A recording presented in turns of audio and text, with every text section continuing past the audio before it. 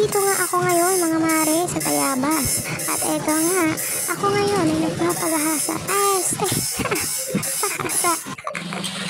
Dito lang sila sa tapat ng Caltex, katabi ng Sabon Depot, sa Barangay Angeles, Zone 1, Tayabas City. Ayan mga mare, madami silang pwedeng hasain. Tulad ng magari, kunting, nipper, kutsilyo, gulong, clipper, at marami pang iba. At ang pogi pa ng maghahasa mga mare. Ay, may asawa na pala siya mga mare. Hihila ng kalandian. So, ayun na nga mga mare. Pumunta na kayo dito kung meron kayong mga mapupurol na gamit mga mare. Nandito lang sila. Muli, nandito lang sila sa Barangay Angeles, Zone 1, Tayabas City, tapat ng Caltex, kalapit ng Sabon Depot. Ayan, ganyan lang maghasa mga mare. Kala nyo, madali lang. Pero try mo. Pumunta ka na dito.